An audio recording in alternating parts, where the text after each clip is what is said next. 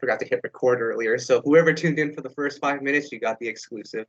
Oh my God. So we're actually recording now. But can I give a couple of shout outs to some of my favorite websites at the time? Oh, don't get in trouble. Oh, Go tell us wow. about the virus sites, Kyle. Can we give a shout out to MediaFire.com, Tom? Wow. Media Fire, man. They hooked me up back then, man, with my MP3s. 4shared.com. Does anyone remember 4shared? I remember 4share. How do you think I did my album reviews? At this point, I was just starting to do the blog thing. I would do them like 2 or 3 days early.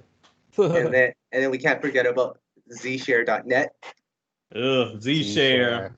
The STD of the streaming world. Be careful where you're clicking. Oh man. Well, guys, 2007, like I said, this was to me, this was probably the last great year for R&B. I was just speaking to Darius, a good friend of ours. He was an A&R at a major label at the time, and he said 2007 was the last year that they really had big budgets. And I think you can tell from a lot of these albums. I'm going to start with this first one here. Alicia Keys. This was her third album. Yep. She had those two great ones, first and second one. This third one, she delivered. She delivered that trilogy that's so hard to do. Yep. Tom, I know you love this one. Ed, come on. I give this album a classic. Good. And Wow. I just remember the anticipation I had. Maybe it's not a classic. Maybe I'd probably give it a 4.5. I wouldn't give it a 5, but just so, well put together. I felt like sequenced well. The sound was a bit unique for me, and I really liked it. I felt that was her best album, in fact. And I know Ed doesn't agree, but for me, that's how I put it.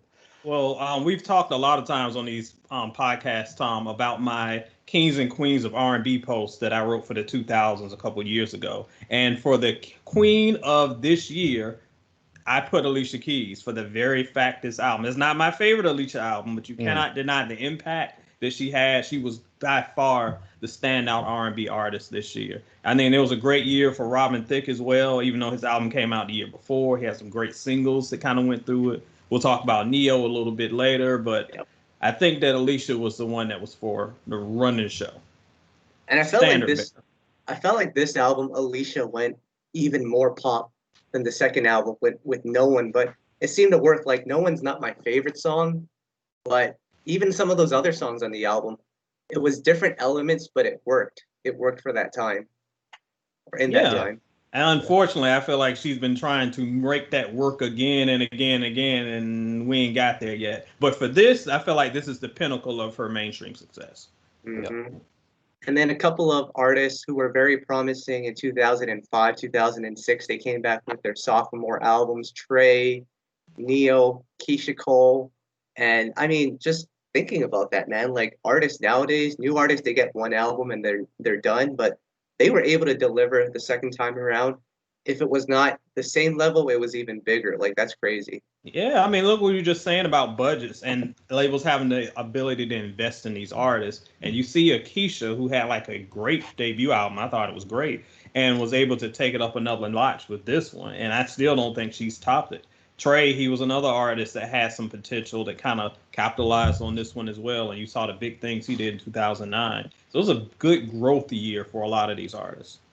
And don't forget our boy Bobby V, Special Occasion album. I'll never forget when he came with that Timbaland produced single. Like back then, you could get a Timbaland song from your label, and that was a really good song too. Oh, yeah. Yeah. And, I mean, Keyshia Cole, that second album, amazing. Like, I don't even know, like so many big singles. Like I just remember, guys, 2007, every single she was putting out, whether it was the Missy record, I remember, which is like top 5 saddest song of all time. Heaven Sent, great song. Like just how big that era was. Like we don't see eras like that anymore. No, and not only that, the album cuts. That is what for a reviewer like me, I got to get more than the singles. And that album had so much meat on the bone because when I can go through the singles and still pick out tracks that are tremendous, that never make radio, you got a good album. Keyshia did her thing. Absolutely. And Tom, I got to give you this one here. Neo's second album. I know how much you love the first one. The anticipation for this one, like, just bring me back to that moment for that second album for you. Because I know you love the first one. That was a day one purchase for me. I'll be the first to admit. Wow. And yeah, anticipation was there. Like I said, you just wanted to see what he was going to come with. I really liked the first single. So once I heard that, I knew I had to pick up the album, and I was not disappointed at all. I really liked that one too. hmm So much to talk about. Tom, I'm going to throw this to you first. Ed, I think you remember this, but do you remember there was a time when major labels had this massive trade? It was Fabulous for Hmm. Musiq Soulchild. It was a trade between Def Jam and Atlantic. Musiq ended up going to Atlantic, and Tom, that was his first label on Atlantic, Love and Music. I felt like this album sounded different than the albums that he put out on Def Jam.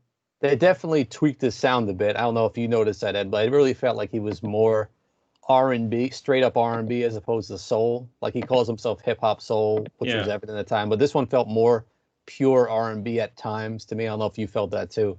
I felt it, and I know this album is, I don't know, in some spaces of the internet, some people are in about it, some people love it. I'm on the side of loving it. I think I this is love it. probably his most underrated album. I actually think Musiq and the Magic kind of underrated too, but that's a combo for another time. But I really like this album. I think that the sound, the direction, the change in the sound was different, but it worked. It didn't seem awkward. It just seemed like a evolution in the right way. So Yeah. I liked it, and this is another standout of the year for me. And Tom, I've been waiting since 2007 to talk about this with you. I didn't even know you then, but I have a beef with that Musiq Soulchild album. Uh-oh, Oh what happened? Lord, what What now?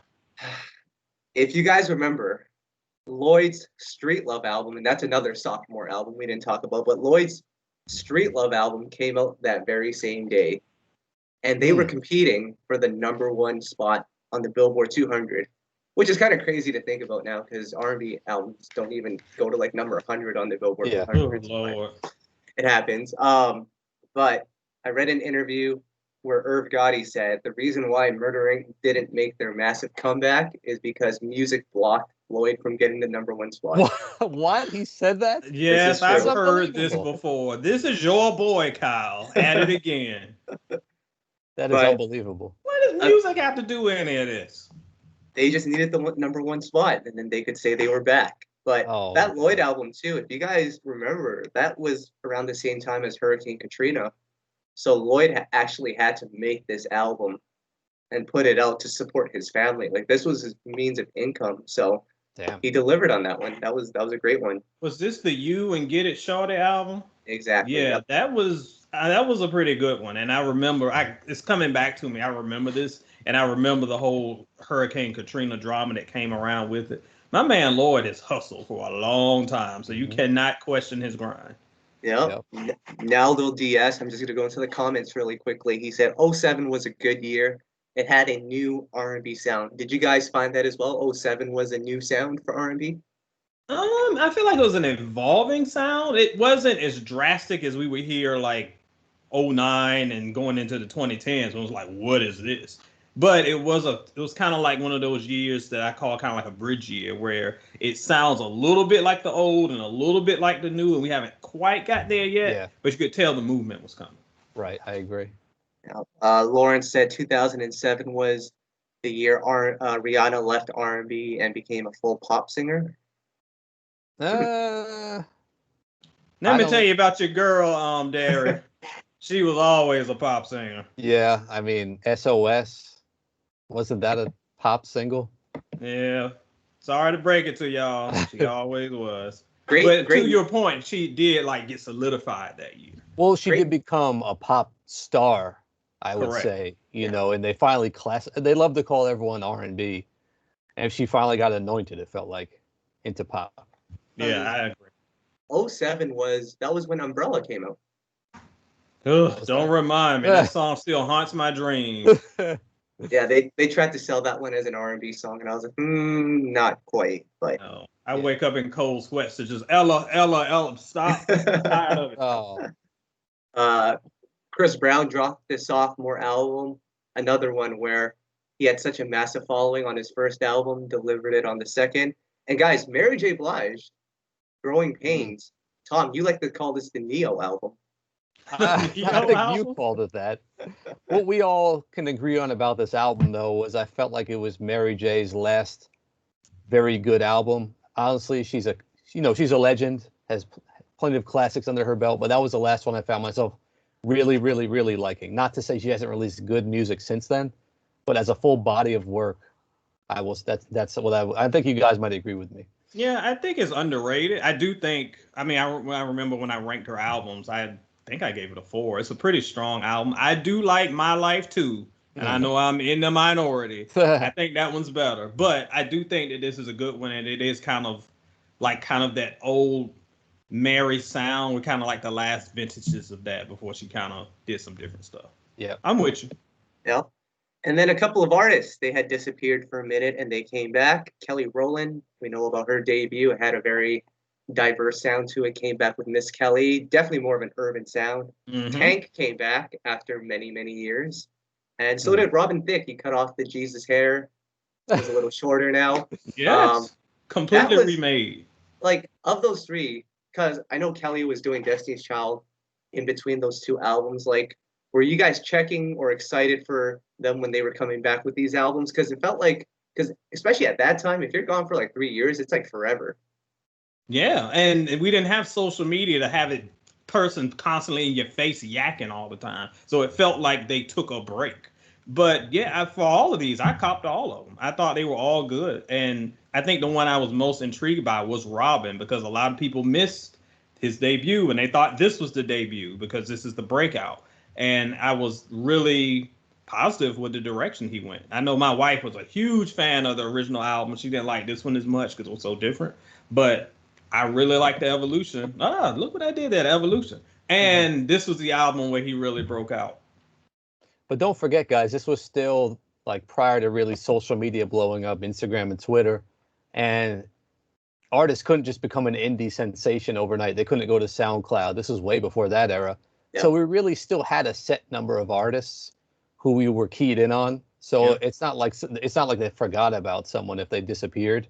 Like the label was sure to pump out that single, so you remember very quickly, and it was kind of like that. It wasn't like it is now. Yeah, it's just a whole different era. We hear now where people are like, "Oh, you got to drop something in a year, or you were forgetting about you, or you fell off if you haven't dropped in a year." They didn't work like that. We were used to artists taking time off, coming back strong, being promoted. Just a different time, y'all. A couple of mentions here from our readers. Pretty Ricky, 2007. Tom told me not to mention Pretty Ricky. Someone else did, so I think I'm in the clear. Oh, we knew this was coming. Can we give a quick shout out? I see Lonnie Baril in the house. We know Sex, Love, and Pain came out in 07, and he had a big part of that one. Yep, absolutely. That's a definite classic right there. Someone wanted us to mention the man that we should not mention. He dropped the song "Same Girl" with Usher. That video was funny in hindsight.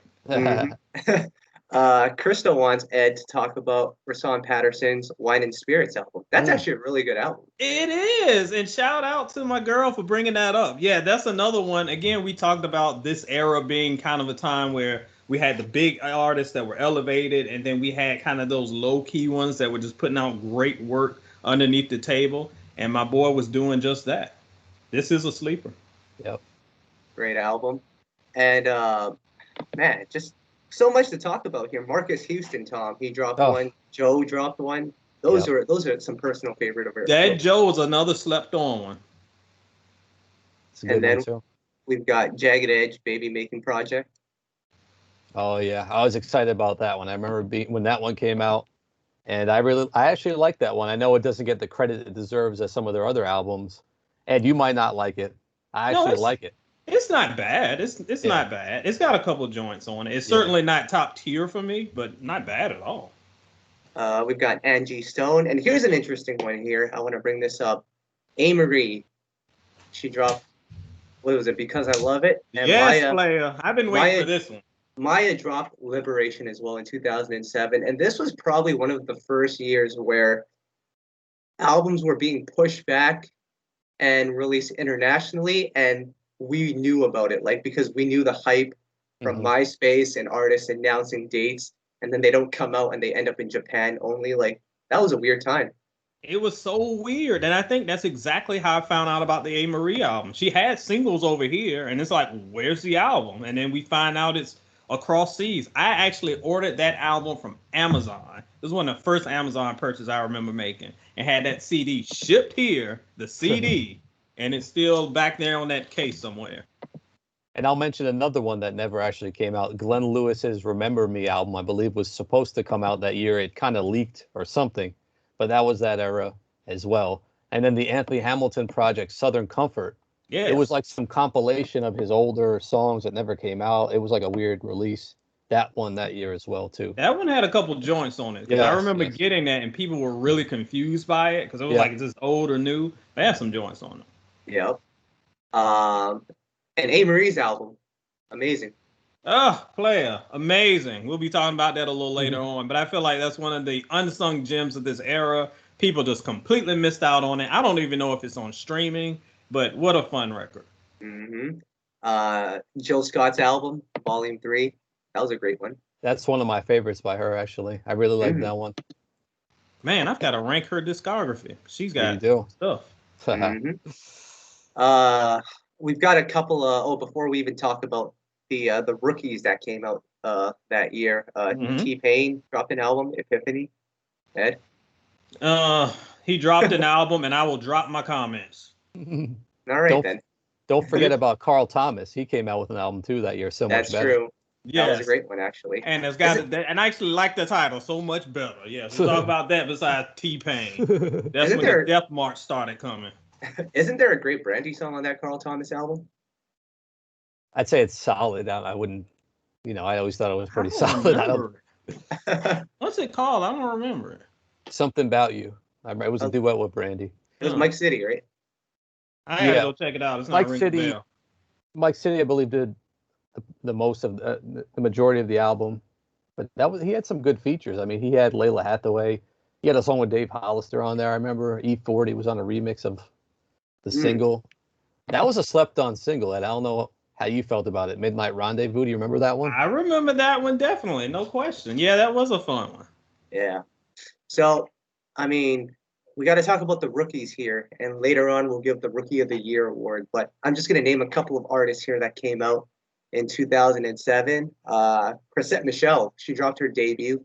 That's a Grammy-nominated album. Babyface had a hand in that one. Like, that's actually a really, really, really good debut. Man, Chrisette, her career makes me so sad because to me, we talked a little earlier, Tom, you missed it on one of the early episodes about how 2009 was the era of all these new artists that we were just sure would be the ones that were going to carry R&B into the next decade. But T-Pain and them happened and whatever. So instead of that, we've got an artist like Chrisette Michele, who I would have bet the house on by 2015 would be running the place. But there was so much promise here. You can't deny that. I just remember when she came out, it was a fresh new face. When labels would introduce new artists back then, it was way different. And it was, a different sound, really good album. And her sound, yes, it was so different. It reminds me of Kendrick Lamar. Now, before you crucify me, let me explain. Because when I first heard Kendrick Lamar, I was like, this dude's voice is weird. How old is he? And when I first heard Chrisette, I was like, but I don't know, it's something captivating about it. So like once you first get caught off guard by it, then you just start loving it. I remember she was featured on that Nas album, and I was like, okay, I kind of like this chick. So there was so much potential there. That's a good album. And then a couple more Millennium artists here. B5 dropped their second album. We love B5. I'm sure the B5 fans will be running up in here any second to applaud. And I would have to say I missed that album. I didn't hear it, guys. I bet you didn't. That's a shame. And Mario dropped Go. That was his third album. That was a good one. And then let's talk about these rookies here, because we got a bunch of awards that we want to hand out here. But here are the rookies that came out this year. Jay Holiday, that's our guy. Your boy. Jordan Sparks, American Idol winner. Chrisette. The Dream, the radio killer. I think I saw a couple in the comments here. Tynesha Kelly. Yes, my girl. That was my girl. And Asia Cruz. Wow, that's like MySpace era. But, this is all MySpace era. I'm loving it. When I think of '07, I think of the Corner Boys. That's Yes. what Nell said. Yes, yes. That is exactly what 2007 was. That was Corner like the Boys. MySpace. Dude, that was the MySpace era. Because if you guys remember, and I'll get into this later, but like a lot of artists, especially new artists, because it was expensive to send songs to radio, they would actually just upload a snippet of it to their MySpace, and from there they would see what the reaction and how many clicks they were getting, and then that was how they determined what the next single was going to be. No question. I heard that classic UGK Outkast song on somebody's MySpace and was like, "What is this?" That was a way. That was a testing ground back then. Kind of prototype social media as far as Twitter and Instagram that we see now. Amazing MySpace era. That's an era by itself. But guys, let's hand out some awards here. I think we're zooming by this pretty quickly, but All right. I mean, there's a lot of music we have to talk about here. Can we go with our first award here? This is the, well, we already got into it, the Rookie of the Year. Which rookie had the best? I don't want to say, maybe we can go with best, or maybe we can go with the one that you enjoyed the most. Just whatever your definition of is. Just explain who your Rookie of the Year is and why. Ed, I'll start with you first. If we were looking at 2007 and I was sitting in 2007 and I had to pick the Rookie of the Year without hindsight, because it's cheating to use hindsight, the future time, that's cheating, I would have said Chrisette. Now, it's between Chrisette and my man Jay Holiday, but I felt like Chrisette just really had the full package, and I thought that she was going to take it. So to me, I feel like she was kind of the Rookie of the Year that year, but hard to argue against Jay Holiday. He had some hits. What about you, Tom? Can I make a confession, guys? Yeah. And this is Tom as just a music fan, not a journalist, not a podcaster. I hated Jay Holiday during that time because all I would hear is bed. Because all I would hear is bed, nonstop. It wasn't even written by him. I'm like, oh, it's just the dream gave him a song. And it just seemed like he was a one-hit wonder at the time. So I just hated on the dude. I didn't even give his album a chance. And no, a style player. I've revisited it years later. I'll give it credit. But I liked Suffocate better than Bed. I agree. Once I heard it. But I'm just saying I'm just sharing. No, be real. I'm all for being real. Be real. In the moment. And I'd say it looks like people in the comments will agree with me, which I respect that. So that's why I will also give it to Chrisette Michele, because it was a great debut and it was really a sound that we appreciated at the time and really liked that album. You guys are a bunch of haters. Oh my God. The Rookie of the Year is clearly Jay Holiday. I'll give you my bed story. I was on concreteloop.com. I'm aging us again. Yes, you are. Concrete Loop. And on that blog, it said that Bed was written by The Clutch, which was the only reason why I clicked on that song, because I loved The Clutch during that era. And I loved the song. Found out it was The Dream after. I didn't know who The Dream was at the time. But yeah, I got to go with Jay Holiday. You got Bed, you got Suffocate, Be With Me. Now, that's a great song. And his album, I love that album. So I'm going with Jay, guys. I don't know about you guys. Oh my gosh. I'm not mad at Jay. I'm fine. I expected you to say Pretty Ricky. So good for you for growing up. I'll take it. That was their second album. So once we get to 2005, we might have to have a little grind on me music here going. Oh my God. A grown man. Calm down. Oh boy. Let's go with this category here. What's an album that was slept on? An album that you feel is a great album, but no one really celebrates today? I would say, we kind of talked about this a little bit offline. I think Bobby V's album. It's funny. You might remember a couple months ago when there was talk of him doing a versus, and everybody was like, "Oh, he's only got one album." No, this album was pretty solid. I just don't understand why we've forgotten kind of the foundation he's laid. So I would put him up there. Maybe Joe's album. We talked about that a little earlier. I think that's another one that's very good and kind of understated. But both of those are in contention.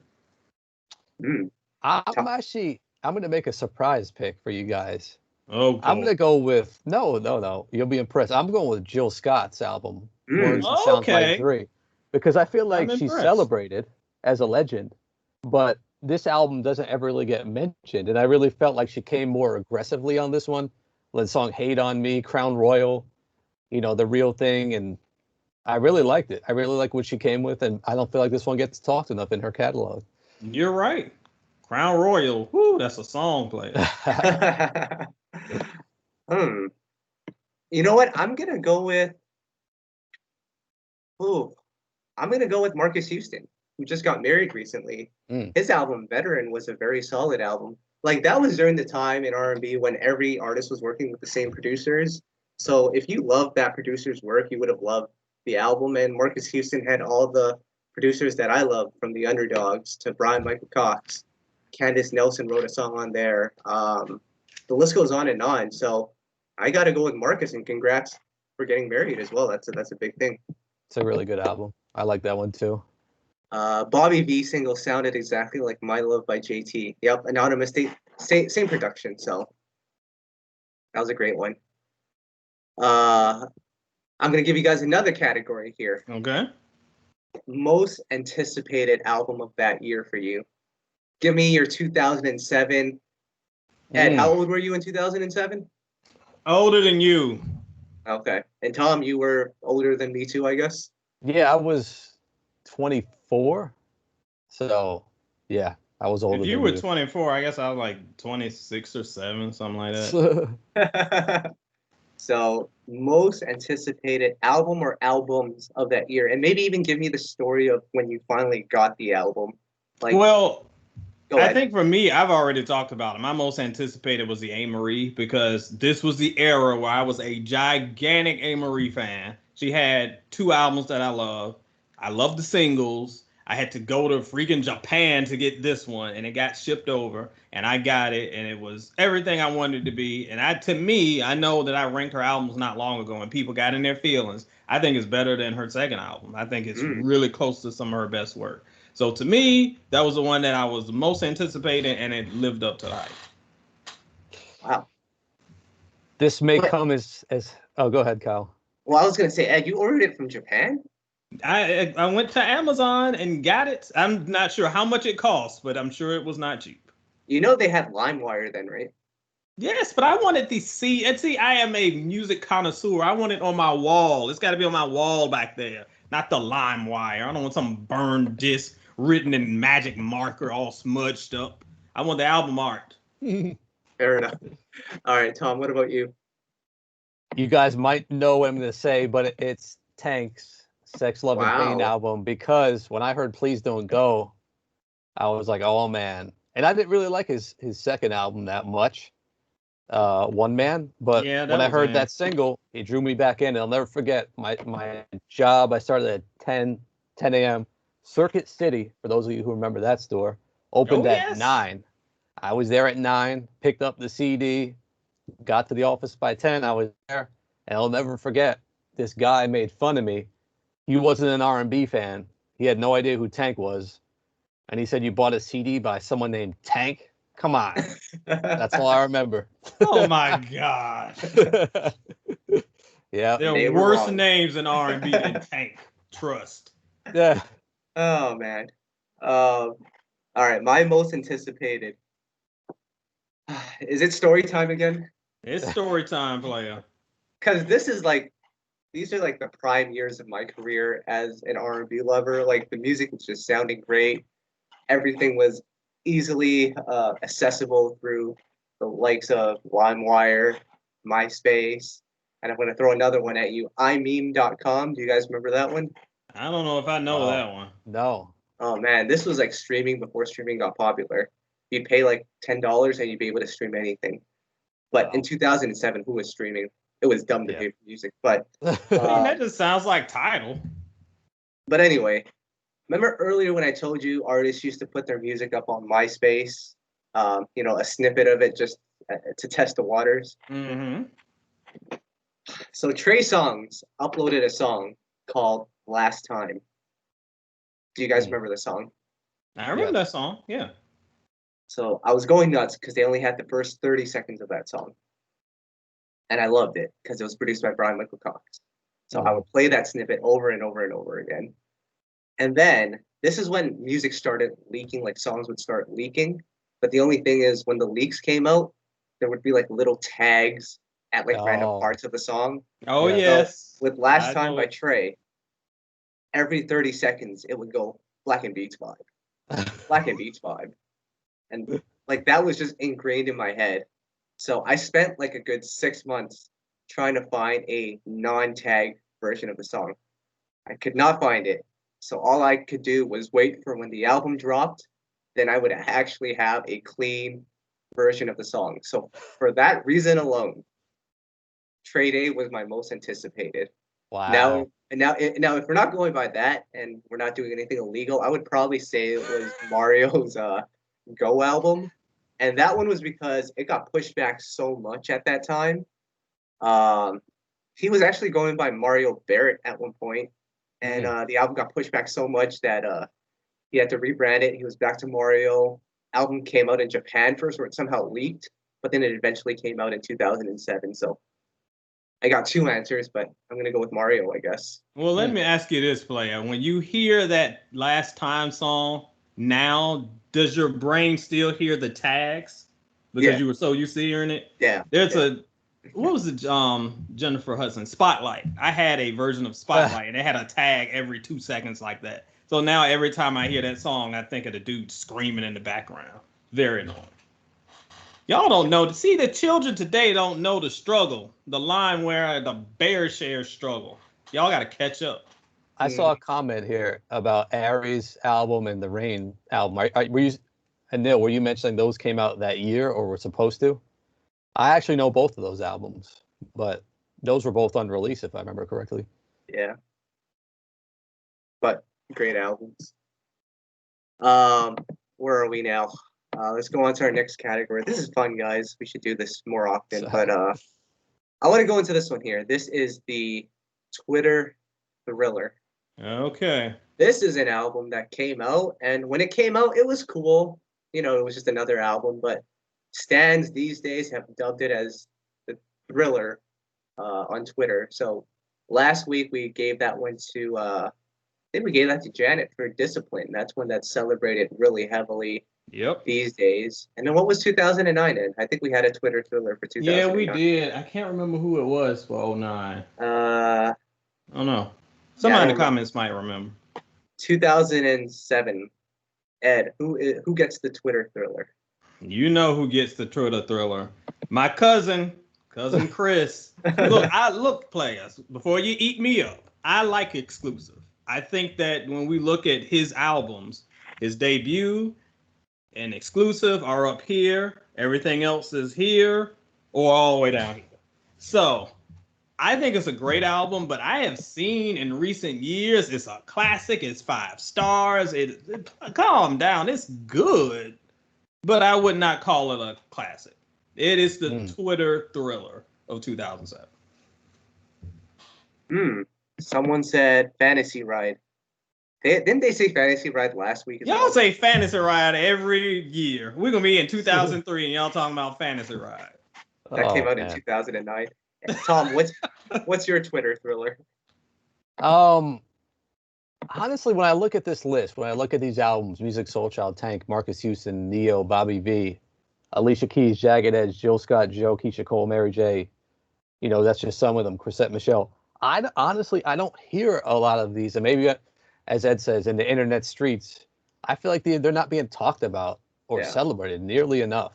And the only one I really, and maybe it's just us who talk about it every single week, is Tank's album, because we bring it up and reference it, it seems like every week on this podcast. But it doesn't really feel like a lot of these get discussed. Maybe it's just me. So I can't really pin one in. I mean, Kyle, what do you think? Yeah, it's tough. I'm looking at the list right now. Initially, I was going to go with The Dream, his debut album.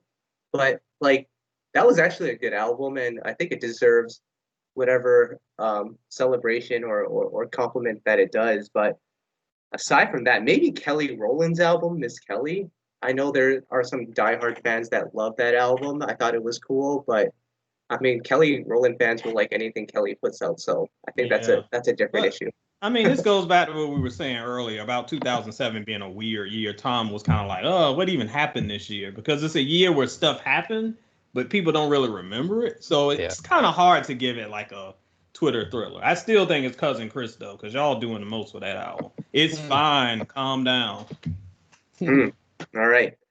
Well, guys, we're almost at the end of this. I don't. How long has it been? Does anyone have the time?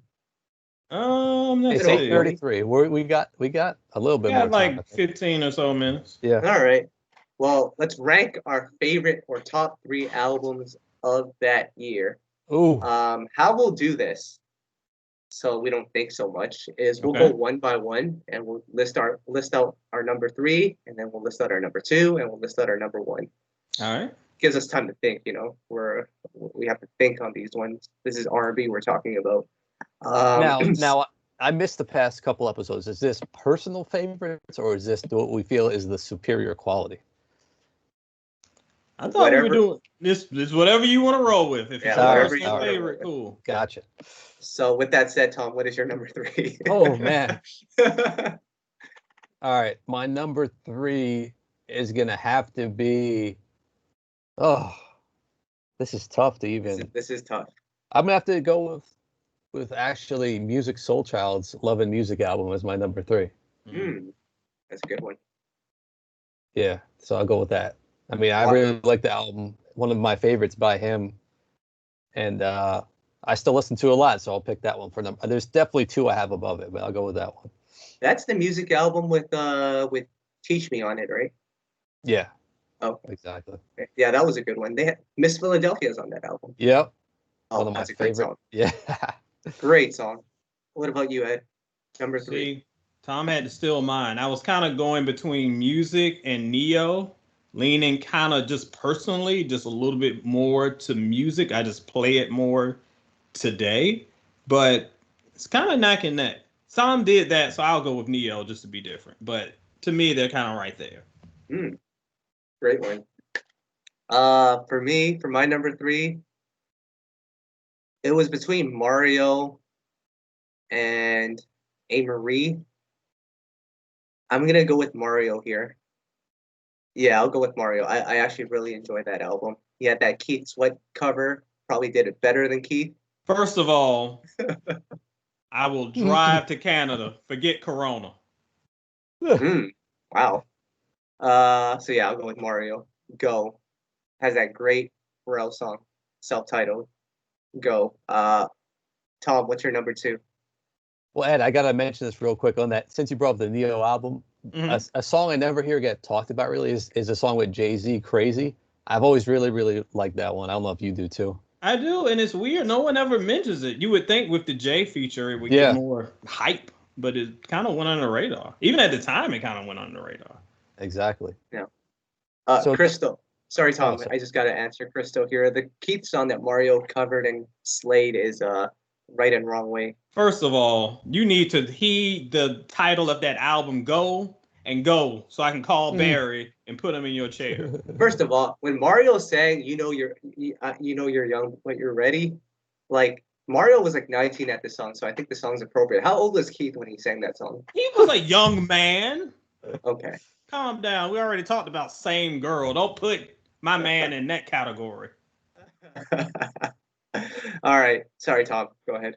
Number 2, and I brought this one up earlier, Alicia Keys, As I Am.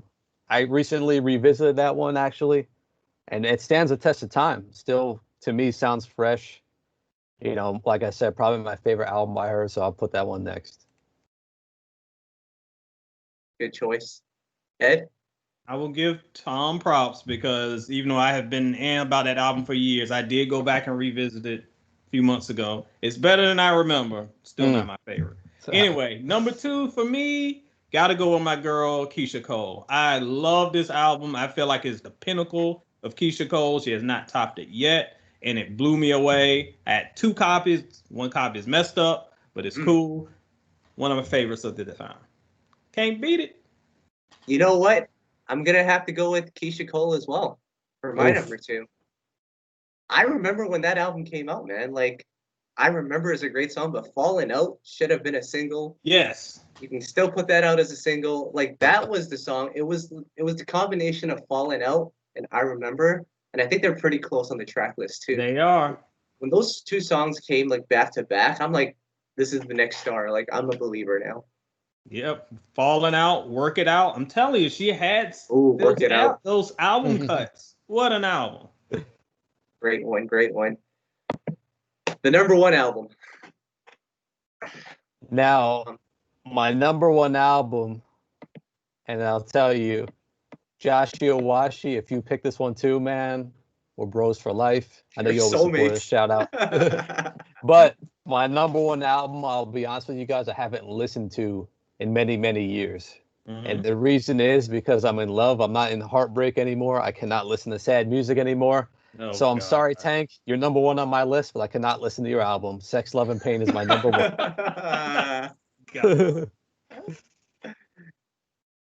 That's a great choice. Ed?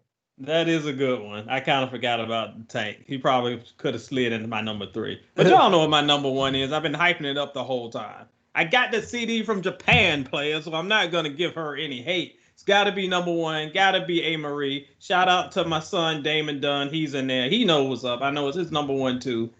By far, the best one of 2007. That is, I mean, man, that Crush song. Oh, Crush, Paint Me Over. Oh, players.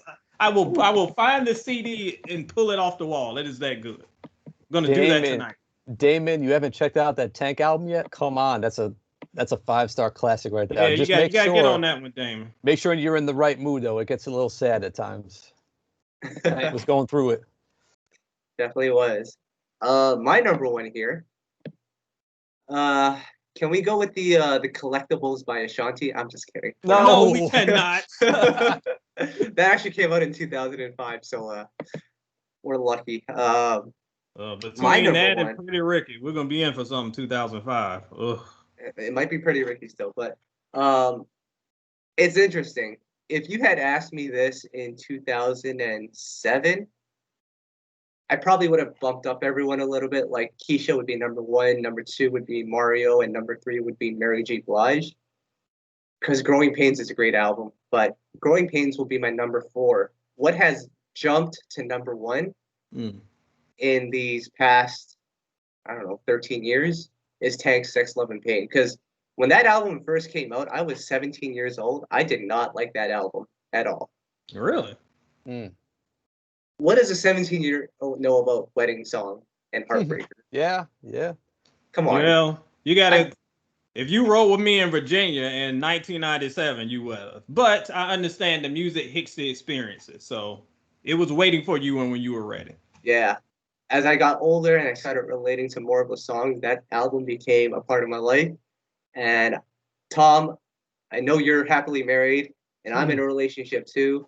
But sometimes you just gotta remember the pain that a significant other or an ex-significant other once gave you. So yes, every so often, when I have to remind myself that nothing is permanent, I go ahead and listen to Wedding Song and Heartbreaker, and I'm like, I could be there, but I'm not. I just had a vision, Ed, of Kyle when his girl leaves, turning off all the lights, sitting in the corner, putting on that Tank CD, and letting out a good cry. Oh my gosh, well, please don't go hit. It's going to hit very different, Kyle. Get ready. And there you have it. So that was a great one. But there's a lot of great ones here. Like Mary J, that was very close to making the list.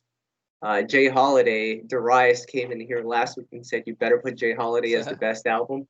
Wasn't the best, but I really enjoyed that album. Don't forget the Joe album. That one was really good too. That Joe album, that was a great album. Bobby V, another great one.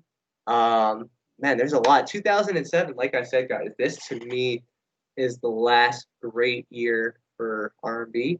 I mean, we had years after that were pretty good, but this one, from not only a musical standpoint, but just the presentation with the labels, pushing the singles, production being great, nice music videos. Because if you look at these 2020 music videos, they're probably filmed with like a Samsung S3. Yes. It's kind of sad, but in 2007, things were great. Yeah. And I'll say this about 2007. I was going into this podcast. I wasn't like, oh, it was terrible. I was pretty indifferent. And I'm still, to me, it's not nearly as high as some of the years we'll get into next week and the next week and next week. But I think there are some hidden gems here. This is the year of the hidden gems to me. There's lots of stuff here that doesn't get talked about. But if we had 2007 and 2020, I would be a much happier man on the Twitters. I'm Great curious one. too. Anyone in the comments, if you've heard that Jagged Edge album, I feel like that's a slept on. We talked about it on here, but anyone who joined late, Yeah. baby making project, and anyone who joined us late, like I said, I mentioned in the beginning I was a little skeptical about this year, 2007. I hadn't really remembered much off the top of my head of what came out, and now that I've looked at what came out, it's validated because I feel no one's really talking about these albums that deserve attention. So it's actually a way better year than I had remembered. So, I mean, we'll have to see what 2006 brings to the table. There's a lot of great albums that came out then, but we'll talk about that next week. We're almost out of time here. But before we get out of here, Ed, what's going on with soulandstereo.com? Well, always go check out soulandstereo.com. You can go throw it in the little search bar, the kings and queens of the 2000s. I've actually got one for the 90s, 2000s, and 2010. So if you want to see who were the headliners and get studied up before we talk about 2006, go check that out. Your boy's kind of been laying low in the past week or so, been handling some business. So going into this next week, stop by the site. I have finally listened to the request, and I have the ranking of Silk, my boys. Their entire discography will be ranked. Hopefully that'll be up tomorrow. So that'll be up. Kyle, we got a new edition of Love Letters. So we got some stuff going on Soul and Stereo. Come get some drama. The amazing thing. What is the handle again? What is the site? So, you know what? soulandstereo.com. I'm going to type it into the comments. Next week I'll put that actually in where it says at I got to an at Edward Bowser. That's our Instagram handles if you want to follow us.